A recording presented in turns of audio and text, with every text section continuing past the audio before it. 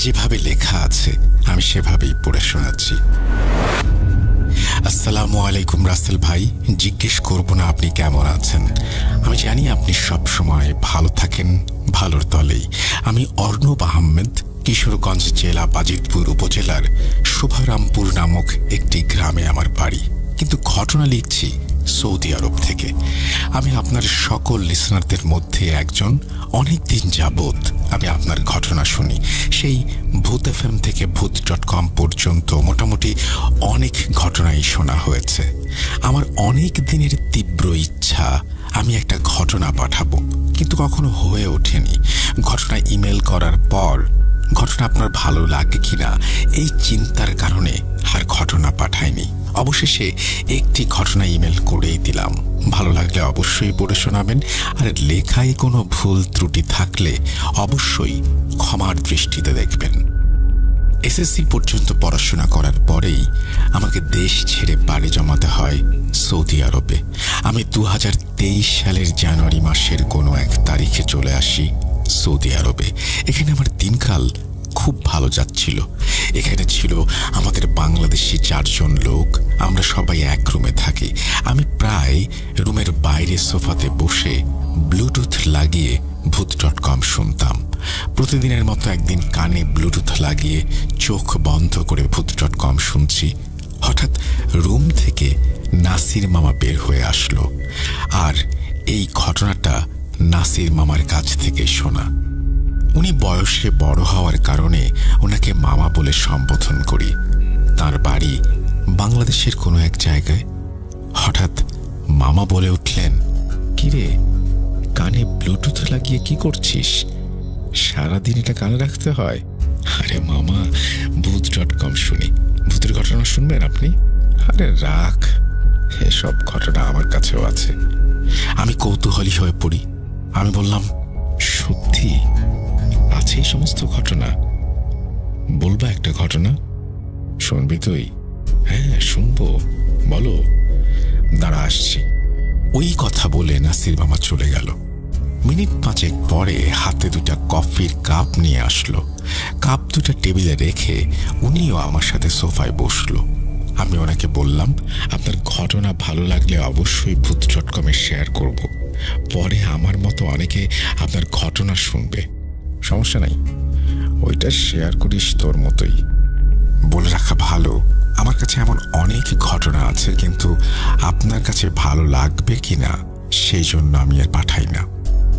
আমি এইখানে আপনাকে একটু বলে রাখি, যদি ঘটনা আপনার কাছে থাকে পাঠিয়ে দেবেন, এবং সিলেক্টেড হলেও পাঠাবেন, না হলেও পাঠাবেন। আমি তো সিলেক্ট করেই ফেললাম, তার মানে বুঝতেই পারছেন আপনি ভালো লেখেন।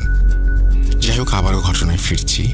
নাসির মামা বললেন, দেখ, আমার ঘটনাটা বুঝতে তোর একটু সমস্যা হবে, কিন্তু পুরো ঘটনা শোনার পর বোঝা সহজ হয়ে যাবে। ঘটনা কি? এটা কি আপনার সাথে ঘটেছে?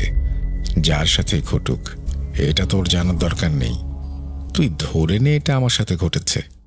বলতে শুরু করলেন নাসির মামা।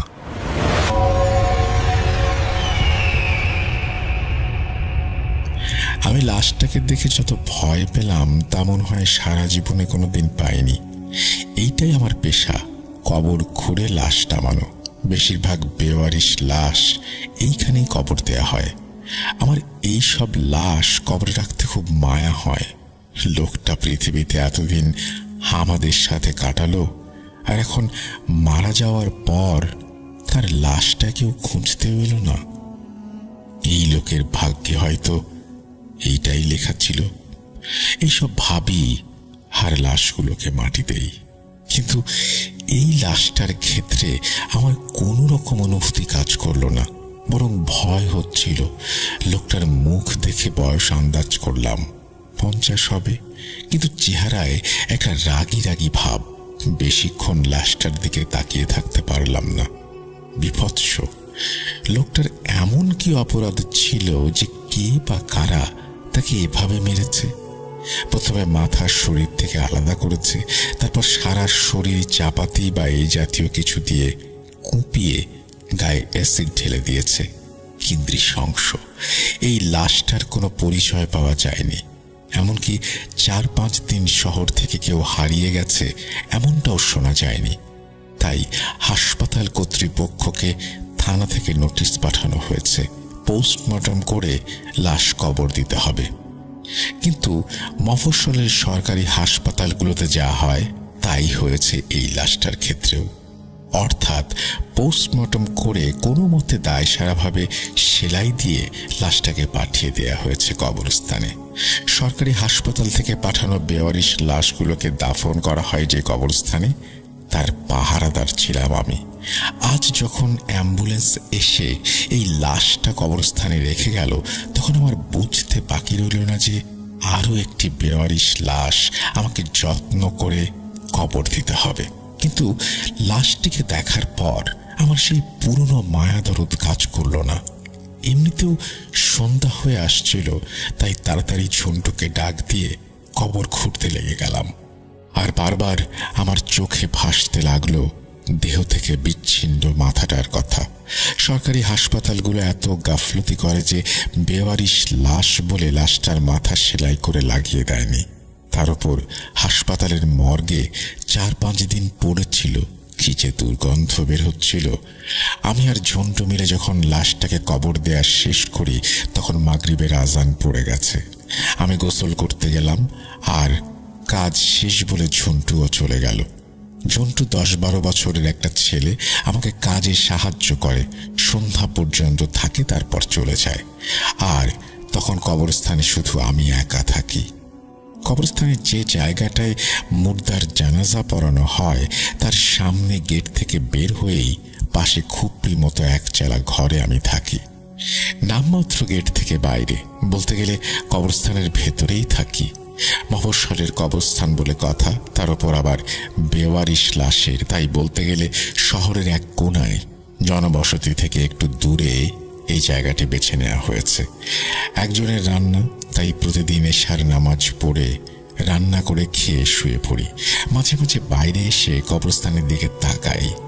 আমার মনে হতে থাকে কবরস্থানে পাহারা দেওয়ার কিছু নেই। বড় বড় শহরে তো লাশ চুরি হয়, কিন্তু এই শহরে এমন কিছু ঘটেছে বলে কেউ শোনেনি। তবু আমার চাকরি যখন এইটাই, তাই ঘুমানোর আগে আজও নিয়ম মাফিক খাওয়া দাওয়া সেরে একটা বিড়ি ধরিয়ে এসে তাকাই কবরের দিকে। স্বাভাবিক মতোই চোখ যায় নতুন দেয়া কবরটার দিকে। চোখের ভুল নয়, বরং স্পষ্ট মনে হলো কবরটার মাথার দিকে কি যেন আছে। কাছে গিয়ে দেখলাম মাটি খোঁড়া। ব্যাপার কি, মাত্র 3-4 ঘন্টা আগেই তো আমি আর ঝন্টু মিলে পরিপাটি করে কবর দিলাম। একটু তাড়াহুড়ো করেছিলাম অন্যদিনের তুলনায়, কিন্তু এভাবে রেখে তো যায়নি। স্পষ্ট বোঝা যাচ্ছে কেউ মাটি খোঁড়ার চেষ্টা করেছে এবং কতটুকু খুঁড়েও ফেলেছে। পর মুহূর্তে আমি ভাবলাম হয়তো গেট দিয়ে ঢুকে কোনো কুকুর এই কাজ করেছে, তাই আমি হাত দিয়ে মাটি জায়গা মতো চাপা দিয়ে দিলাম। কিন্তু এইটা আমি একবারও চিন্তা করলাম না যে আমি নিজ হাতে প্রতিদিন গেট লাগিয়ে তালা লাগাই। তারপর কোনো কুকুর কেন, মানুষের পক্ষেও কবরস্থানে ঢোকা সম্ভব নয়। ঘরে ঢুকে দরজা লাগিয়ে নিশ্চিন্ত মনে ঘুমিয়ে পড়লাম। প্রচন্ড অস্বস্তি নিয়ে ঘুম ভাঙল আমার। এমন হয় না কখনো, এক ঘুমে রাত শেষ হয়ে যায়। আমার কাছে ঘড়ি না থাকায় বুঝলাম না রাত ঠিক কয়টা বাজে। ঘুম ভাঙলে আমার এই ধরনের অনুভূতি হয় না কখনো, কিন্তু আজ আমার কেন যেন দরজা খুলে বাইরে যেতে ইচ্ছে করছে। দরজা খুলে বাইরে যাবার পর আমার নাকে পচা কটু গন্ধ এসে লাগলো। গন্ধের উৎস খুঁজতে আশেপাশে তাকালাম। পরিষ্কার চাঁদের আলোয় দেখতে পেলাম মুর্দার জানাজা পড়ানো হয় যে জায়গায়, সেখানে সাদা কাপড়ে মোড়া কিছু একটা রয়েছে, সম্ভবত একটা লাশ। আমি সাহসী ছিলাম বলেই বুঝতেই পারছেন কবরে পাহারা দিতাম। ভয় না পেয়ে আমি এগিয়ে গেলাম ভালো করে দেখার জন্য। ঠিক মুর্দার খাটিয়া যেভাবে রেখে জানাজা পড়ানো হয়, সেখানে একটা লাশ পড়ে আছে সেভাবেই। এত রাতে কারা লাশ নিয়ে আসলো ভাবতে শুরু করলাম। যদি কেউ এনে থাকে তাহলে আমাকে ডেকে তুলল না কেন? আবার ভাবলাম ভেতরে ঢুকতে হলে গেট দিয়েই ঢুকতে হবে, যার চাবি একমাত্র আমার কাছেই আছে। এবার চারিদিক থেকে ভয়ের অনুভূতি গ্রাস করলো আমাকে। হাঁটার শক্তিও মনে হয় কমিয়ে যাচ্ছে। তবুও বিকারগ্রস্তের মতো এগিয়ে গেলাম লাশটার দিকে। কাপড় খুলে যা দেখলাম তা দেখার জন্য আমি মোটেও প্রস্তুত ছিলাম না। আমার মনে হচ্ছিল আমি অজ্ঞান হয়ে যাব। সেই মুখটা যা দেহ থেকে আলাদা করা হয়েছে এখন আমার সামনে। বিকেলে কবর দেয়া লাশটা এখানে কিভাবে আসবে? অ্যাসিডে পোড়া পচা শরীর থেকে ভুর ভুর করে গন্ধ বের হচ্ছে। আমার মাথায় এসব কিছুই ঢোকে না। আমি শোকে পাথর হবার মতো অতি ভয়ে বিহ্বল এখন। হঠাৎ আমার মনে হলো এখনই বুঝি প্রত্যেকটি লাশ উঠে এসে এভাবে পড়ে থাকবে আমার সামনে। কিন্তু এমন কিছুই ঘটল না। আমার সামনে নিথর হয়ে পড়ে আছে লাশটি। আমার মনে হলো গায়ের শক্তি ফিরে পেলাম। হঠাৎ ভয়ের ব্যাপারটা চলে গেল আমার উপর থেকে। কিভাবে যেন লাশটাকে কবর থেকে উঠিয়ে আমরা চিন্তা না করে ভাবলাম লাশটাকে আবার কবর দিব। এই ভাবা মাত্রই লাশটাকে কাঁধে তুলে নিলাম। জীবনে মনে হয় এত ভারী লাশ আমি কোনোদিন বহন করিনি। ভার সামলাতে বেশ বেগ পেতে হচ্ছিল। 5-6 দিনের পুরনো লাশ। আমরা একটু জোরে ধরতেই লাশটা দুমড়ে মুচড়ে গেল। মনে হলো এখনই বুঝি হাত পা খুলে পড়বে। মনে হচ্ছিল না লাশটার মাথা শরীর থেকে আলাদা। তাই আমি লাশটা ঘাড়ে নেয়া মাত্রই মাথাটা থপ করে কাপড়ের ভেতর গিয়ে পড়ল। আর এক হাতে মাথাটাও তুলে নিলাম। চললাম কবরের দিকে লাশটিকে রাখতে। লাশটি কবরে রেখে মাথাটা ঠিক জায়গায় বসানো মাত্রই চোখ কপালে উঠল। বড় বড় হলুদ চোখ দিয়ে লাশটা তাকিয়ে আছে আর একটা হাত দিয়ে ধরে রেখেছে আমার হাত। এবং এত জোর নেই বা সাধ্যও নেই কারো ছাড়ানোর। আমার গায়ের সব লোম খাড়া হয়ে গেল এবং এত কিছু আর সহ্য করতে না পেরে অজ্ঞান হয়ে গেলাম। যখন জ্ঞান ফিরল তখন দেখলাম সকাল। ঝুন্টু আমার মুখের ওপরে ঝুঁকে আছে। ছোট জিজ্ঞেস করলো কাল রাতে কি হয়েছিল এবং কিভাবে নতুন কবর দেয়া লাশটা মুর্দার জানাজা পড়ানোর জায়গায় গেল।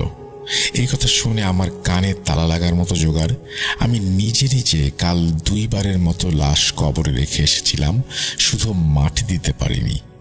কেন পারিনি তা আরেকদিন বলবো। শুধু বললাম আমি এখানে কাজ করব না এবং তখনই চলে গেলাম। কবরস্থান কর্তৃপক্ষ এসব বিষয় নিয়ে বেশি ঘাঁটাঘাঁটি না করে লাশটিকে আবার কবর দিয়ে নতুন দারোয়ান নিয়োগের সিদ্ধান্ত নিল। সেদিনকার মতো কাউকে না পেয়ে এলাকার সাহসী 2 যুবক সিদ্ধান্ত নিল কবরস্থান পাহারা দেবে। যতদিন পাহারা দিতে হয় দেবে। তাছাড়া তাদের মনে ছিল ওই পাহারাদার মানে আমি কেন চলে গেলাম তার রহস্যটা জানবে। সেদিন শুক্লপক্ষের রাত। কবরস্থানে উকি দিতে দিতে আমি দেখতে পেলাম কবর দেয়া লাশটি একটা হাত বের করে অতি কষ্টে হাতড়ে কবরের মাটি সরিয়ে যেন উঠে দাঁড়ালো। তারপর ধীরে অতি ধীরে এগিয়ে এলো মুর্দার জানাজা পড়ানোর জায়গায়। চুপচাপ সেখানে শুয়ে পড়ল। এটা দেখার পর ওইখানে আর থাকতে পারিনি। দৌড়ে চলে গেলাম নিজ বাড়িতে। পরে সবকিছু ঠিক হয়ে গেল। তারপরে আমি আর তেমন কোনো খবর পাইনি। এই বলে নাসির মামা তার ঘটনা শেষ করেছেন। আশা করছি এই ঘটনাটি আপনাদের ভালো লেগেছে। ভালো লাগলে অবশ্যই আমাদের জানাবেন। আমরা চলে যাব আমাদের পরবর্তী ঘটনায়।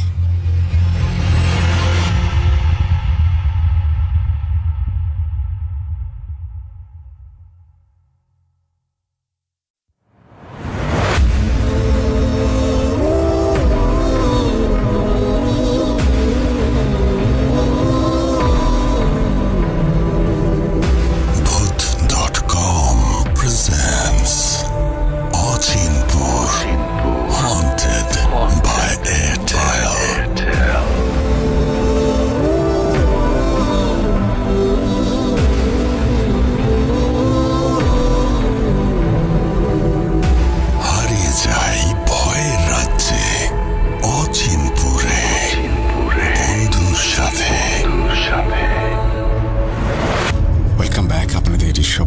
স্বাগত জানাচ্ছি আমি রাসেল। আশা করছি আপনারা সবাই ভালো আছেন, ভালোর দলে আছেন। আমিও ভালো আছি আর ভালোর দলেই আছি। এই ঘটনাটি যিনি পাঠিয়েছেন তিনি এটি পাঠিয়েছেন অচিনপুরের জন্য এবং বিশ্বাস অবিশ্বাসের ভার তিনি ছেড়ে দিয়েছেন শ্রোতাদের ওপরে। আমি কোনো কথা না বাড়িয়ে ঘটনায় চলে যাচ্ছি। যেভাবে লিখেছেন আমি সেভাবেই পড়ে শোনাচ্ছি। এক অভিশপ্ত পেতনির দিঘি। আসসালামু আলাইকুম রাসেল ভাই, আমি ইনামুল হক ইমন। পাবনা জেলার আটঘারিয়া উপজেলায় আমার জন্ম। আমি বর্তমানে রাজশাহীর উপশহরের অন্তর্গত শহীদ আবুল হাসনাত মোহাম্মদ কামরুজ্জামান সরকারি ডিগ্রি কলেজে ইন্টারমিডিয়েট সেকেন্ড ইয়ারে পড়াশোনা করছি। ঘটনাটি সিলেক্টেড হলে আমাকে জানাবেন। ঘটনা লেখার মাঝে অনাকাঙ্ক্ষিত ভুল ত্রুটি থাকলে ক্ষমা সুন্দর দৃষ্টিতে দেখবেন। বেশি কথা না বলে আমি ঘটনায় চলে যাচ্ছি। তবে আর একটা কথা বলে রাখি, ঘটনায় ব্যবহৃত সকল নাম ও স্থানের নাম ছদ্ম। অনেকদিন হলো আমার বন্ধু মুহিবের সাথে দেখা হয় না, তো এবার গ্রামে গিয়ে তার সাথে দেখা হলো। দুজন মিলে বেশ বসে আড্ডা দিচ্ছিলাম একটা চায়ের দোকানে। দুজনের হাতেই চায়ের কাপ, চা নিয়েছিলাম, গল্প করছিলাম। তো গল্পে গল্পে আমি বলি যে আমার ভূতের গল্প খুবই ভালো লাগে। তখন মহিম বলে, আমার কাছে অবশ্য আছে, কারণ আমার দাদা একজন কবিরাজ ছিলেন। তিনি আমাকে অনেক ঘটনাই বলতেন। তুই চাইলে আমি তোকে শোনাতে পারি একটা। আমার দাদাকে তুই চিনিস? আমার দাদা বরাবরই কবিরাজের কাজ করতে আসতো। সকলে তাকে কবিরাজ আনোয়ার সাহেব বলেই চিনত। একদিন আমি আমার দাদার সাথে বসেছিলাম এবং গ্রামের দিকে লোডশেডিং চলছিল। তখন আমি দাদুকে বললাম একটা ভূতের গল্প শোনাতে। তখন দাদু আমাকে যেভাবে বলেছিলেন আমি সেভাবেই বলছি।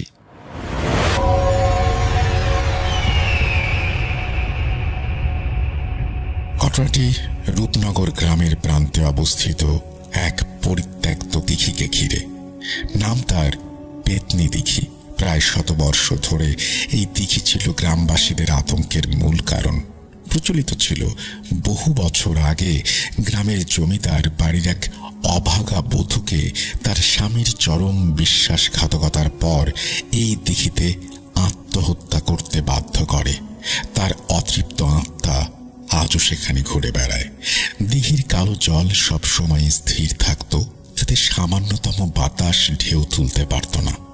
ভরা অমাবস্যার রাতে দিঘির পাড় থেকে ভেসে আসত এক হিম শীতল কান্নার আওয়াজ। আর মাঝে মাঝে দেখা যেত কালো পাড়ের সাদা শাড়ি পরা এক আবছা অবয়ব। সেই গ্রামেরই একজন সাহসী যুবক শশাঙ্ক, হরিদাস প্রসাদের একমাত্র ছেলে। বাইরে পড়াশোনা করেছে, তাই হয়তো শশাঙ্ক ছিল আধুনিক মনস্ক ও বেপরোয়া। সে এই ভূতের গল্পগুলোকে পাত্তা দিত না। একদিন সে তার 4-5 জন বন্ধুর সাথে মিলে আড্ডা দিচ্ছিল। হঠাৎ তাদের মধ্যে একজন বন্ধু, যার নাম ছিল প্রসাদ, সে এই দিঘির গল্পটা তুলল। তারপর বন্ধু প্রসাদ বলল, জানিস তোরা আমাদের যে পেতনির দিঘি আছে না, ওই দিকে যে দিঘিটা, সেখানে একটা বধূ আত্মহত্যা করেছিল। ওই দিঘিটা নাকি আবার খুবই উৎপাত শুরু করেছে, ভয়ানক সব আওয়াজ শোনা যায়। এই কথা শুনে শশাঙ্ক হাসিতে ফেটে পড়ল। হাসতে হাসতে এসে বলল, কি যে বলিস তোরা, আজকালকার যুগে এসে এগুলোকেও বিশ্বাস করে এখন। তখন প্রসাদ বলল, সাহস থাকলে তুই গিয়ে একবার দেখা, বন্ধুদের সাথে একটা বাজিও ধরতে পারিস। এক ভরা অমাবস্যার রাতে সে টর্চ হাতে দিঘির পথে রওনা দেয়। রাত 1টার দিকে সে দিঘির পাড়ে পৌঁছায়। প্রথমে তো সে কিছুই শুনতে পায় না, এগুলো সবই বানোয়াট কথাবার্তা বলেই মনে হয়। কিন্তু হঠাৎ একটা ক্ষীণ আওয়াজ তার কানে আসে। মনে হচ্ছে কেউ যেন খুবই মায়া জড়ানো কণ্ঠে কান্না করছে, এবং কান্নাটা মনে হচ্ছে পাশেই এক শিমুল গাছ থেকে শোনা যাচ্ছে। যখন সে শিমুল গাছে টর্চ ধরল, তখন শিমুল গাছ থেকে শূন্যে ভেসে আসা এক অবয়ব দেখে তার জ্ঞান হারানোর জোগাড় হলো। সে তখন বুঝতে পারল এই সেই পেতনি। সেই পেতনি ফিসফিস করে তাকে প্রশ্ন করছে, আমি তোমার জন্যই অপেক্ষা করেছিলাম, এসেছো। এবং এরপর ধপ করে এসে তার ঘাড়ের ওপরে পড়ে এবং নখ দিয়ে আঁচড় কাটে। শশাঙ্ক যেন চাইছিল খুব করে অজ্ঞান হয়ে যায়, কিন্তু তবুও সে কেন যেন অজ্ঞান হতে পারছিল না। তার মনে হচ্ছিল এই বুঝি প্রাণটা তার দেহ ছেড়ে পালাবে। পেতনিটা তাকে আষ্টে পৃষ্ঠে জড়িয়ে ধরেছিল বলে মনে হচ্ছিল। সে খুব করে চাচ্ছিল দৌড়ে বাড়ি পালিয়ে যায়, কিন্তু এক পাও নড়তে পারছিল না। হঠাৎ ফজরের আজান ভেসে আসলো এবং তখনই বুঝতে পারল যে সময় হয়ে গেছে, ভোর হয়ে গেছে। যাই হোক, আজান দেওয়ার সাথে সাথেই সে অবয়বটি হাওয়ায় মিলিয়ে যায় এবং শশাঙ্ক নিজেকে আর ধরে রাখতে পারল না। দৌড়ে বাড়িতে চলে এলো এবং বাড়ির উঠোনে এসে সে চিৎকার দিয়ে অজ্ঞান হয়ে গেল। তারপরে তার আর কিছু মনে নেই। পরদিন সকালে যখন তাকে জিজ্ঞেস করা হয় কি হয়েছিল তার সাথে, তখন সে এই ঘটনাগুলো খুলে বলে।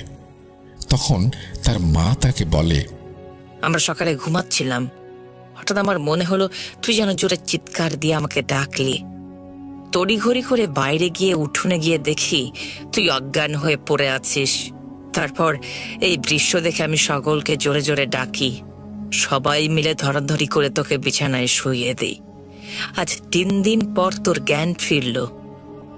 শশাঙ্ক যেন কিছুই বুঝতে পারছিল না কিভাবে 3 দিন পেরিয়ে গেল। তার শুধু এইটুকুই মনে পড়ছিল যে সে স্বপ্নে দেখেছিল একজন মহিলা তাকে বলছে, আমি তোকে এত সহজে ছেড়ে দেব না। আর কিছু মনে নেই তার। যাই হোক, পরবর্তীতে শোনা যায় সে অনেক দিন অসুস্থ ছিল এবং অসুস্থ থেকে ভুগে ভুগে পরবর্তীতে সে মারা যায়। শশাঙ্কের মৃত্যুর পর গ্রাম জুড়ে নতুন করে আতঙ্ক শুরু হলো। তখন গ্রামের গণ্যমান্য প্রবীণ ব্যক্তি কাশেম শেখ পরামর্শ দিলেন, এই যন্ত্রণা এত সহজে আমাদের ছেড়ে যাবে না। মনে হচ্ছে এর একটা বিহিত করা দরকার। এমন কাউকে দরকার যিনি শুধু শক্তি দিয়ে নয়, ঈমান এবং মমতা দিয়ে অতৃপ্ত আত্মাকে শান্তি দিতে পারেন, আমাদেরকে এর হাত থেকে রেহাই দিতে পারেন। কাশেম শেখের কথা মতো বহু দূর থেকে নিয়ে আসা হলো এক শ্রদ্ধেয় কবিরাজকে। তার নাম আনোয়ার উদ্দিন, যিনি শুধু ঝাড়ফুঁক বা চিকিৎসা করতেন না, তিনি গভীর তাত্ত্বিক জ্ঞান ও সহানুভূতির জন্য পরিচিত ছিলেন। তিনি আজ পর্যন্ত কোনো চিকিৎসায় ব্যর্থ হননি। হ্যাঁ, আমি ছিলাম সেই কবিরাজ আনোয়ার উদ্দিন। কাশেম শেখ কবিরাজকে অর্থাৎ আমাকে বলল, কবিরাজ সাহেব, আমাদের এই গ্রামের দিঘিটা আমাদের বিরাট এক ভয়ের কারণ। জানি না কখনকার প্রাণ যায়। এর আগে অনেকের প্রাণ গিয়েওছে। গত অমাবস্যায় শশাঙ্ক নামে ছেলেটির প্রাণ যায় যায় অবস্থা হয়েছিল। কোনো রকমে সে বাড়িতে এসে পৌঁছেছে, কিন্তু এরপর আমি বললাম, ব্যাপারটা আমি বুঝতে পেরেছি। আমি আগামী অমাবস্যা রাতে যা করার করব। এর মাঝখানে আমি খোঁজ খবর নিয়ে রাখছি আসলে কি হচ্ছে এখানে। আমি কিছুক্ষণ দিঘির পরিবেশ দেখে কিছু সময় নীরব রইলাম। তারপর তাদেরকে বললাম, এই আত্মা শান্তির জন্য ছটফট করছে, তাকে জোর করে তাড়ানো যাবে না, তাকে মুক্তির পথ দেখাতে হবে। পরের অমাবস্যার রাতে আমি দিঘির পাড়ে গেলাম। সঙ্গে নিলাম শুধু একটি জায়নামাজ, আর হাতে ছিল পবিত্র কোরআন শরীফ। আমি ভয় বা তান্ত্রিকতার আশ্রয় না নিয়ে শান্তভাবে জায়নামাজে বসে আল্লাহর কাছে দোয়া করতে শুরু করলাম। যখন সেই তীব্র কান্নার শব্দ ভেসে এলো, তখন আমি দোয়া থামিয়ে শান্ত কণ্ঠে তাকে উদ্দেশ্য করে বললাম, জননী, আপনার স্বামী আপনার প্রতি যে জঘন্য প্রতারণা করেছিল তা আমাকে জানানো হয়েছে। এখানে একটা কথা জানিয়ে রাখি, আমি আমার কিছু শক্তিশালী জিনদের মাধ্যমে এই ঘটনাগুলো জানতে পেরেছিলাম। আমি আবার বললাম, সে ভালোবাসার মিথ্যে আশ্বাস দিয়ে আপনার বাপের বাড়ির সব ধন সম্পদ নিজের নামে করে নেয়। সে আপনাকে এই নির্জন জায়গায় ফেলে যায় এবং এক অন্য ধনী নারীকে বিয়ে করে। আপনার কাছে আর কোনো পথ খোলা না থাকায় আপনি এই দিঘিতে এসে আত্মহত্যা করেন। এই প্রতারণা আপনার জীবন কেড়ে নিয়েছে। একটা তীব্র আর্তনাদ শুনতে পাই এবং একটা অবয়ব আমার সামনে আসে, যন্ত্রণায় সে যেন কাঁপছিল। আমি মাথা না ঝুঁকিয়ে চোখে মমতা এনে বললাম, আপনার স্বামী বহু বছর আগে মারা গেছে। সে তার কৃতকর্মের ফল ভোগ করছে। আপনার প্রতিহিংসা তাকে স্পর্শ করতে পারবে না, কিন্তু আপনার নিজের মুক্তি আটকে রেখেছে। ইসলামে বলা হয়েছে ক্ষমাতেই শান্তি। আপনার ওপর যে জুলুম হয়েছে তার বিচার এই দুনিয়ার চেয়েও বড় আদালতে হবে। আপনি এই প্রতিশোধের শিকল ভেঙে দিন, আপনার আত্মা মুক্তি পাক। আমি এবার পবিত্র কোরআন থেকে সূরা ইয়াসিনের আয়াত পাঠ করতে শুরু করলাম। প্রতিটি আয়াতে ছিল শান্তি, ধৈর্য এবং ক্ষমার বার্তা। মন্ত্র নয়, বরং ঈমান এবং ভালোবাসার সেই শক্তিশালী ধ্বনি যখন দিঘির চারিদিকে প্রতিধ্বনিত হলো, তখন এক অলৌকিক দৃশ্য দেখা গেল। তার চোখের কোণ থেকে যেন দুফোঁটা অশ্রু গড়িয়ে পড়ল। অবয়বটি দ্রুত মিলিয়ে গেল। সে অদৃশ্য হওয়ার মুহূর্তে মনে হলো যেন একটি স্নিগ্ধ শীতল বাতাস আমাকে স্পর্শ করেছে। সেই বাতাসেই যেন চাপা ছিল এক নীরব কৃতজ্ঞতা। আমি উঠে দাঁড়িয়ে বললাম, আলহামদুলিল্লাহ, মুক্তি হলো। দিঘি এখন সাপ মুক্ত। পরদিন সকালে দেখা গেল দিঘির জল স্বচ্ছ, নির্মল। সেই ভয়ঙ্কর অন্ধকার বা শ্যাওলা ধরা গন্ধ আর নেই। গ্রামের মানুষ সেই দিঘির নাম বদলে দিল। এটি আর পেতনি দিঘি রইল না, বরং পরিচিত হলো আনোয়ার সরোবর নামে। সেই দিন থেকে গ্রামের মানুষ ভয় নয়, শান্তি খুঁজে পেল। দাদু আমাকে বলল, প্রতিহিংসার চেয়ে ক্ষমার শক্তি অনেক বেশি, আর সেই শক্তিতেই একটা পুরো গ্রাম মুক্তি পেয়েছিল এক প্রাচীন অভিশাপ থেকে। এই ছিল আমার ঘটনা। আশা করছি ভালো লেগেছে। কতটা ভয়ঙ্কর জানি না, তবে বিশ্বাস করা বা না করা সম্পূর্ণ শ্রোতাদের ওপর ছেড়ে দিলাম। আজ এই পর্যন্তই। আল্লাহ হাফেজ। এই বলেই তিনি তার ঘটনা শেষ করেছেন। আশা করছি ঘটনাটি আপনাদের ভালো লেগেছে। যদি ভালো লাগে তাহলে অবশ্যই আমাদের জানাবেন। বন্ধুরা, এই ছিল আমাদের আজকের অচিন পুর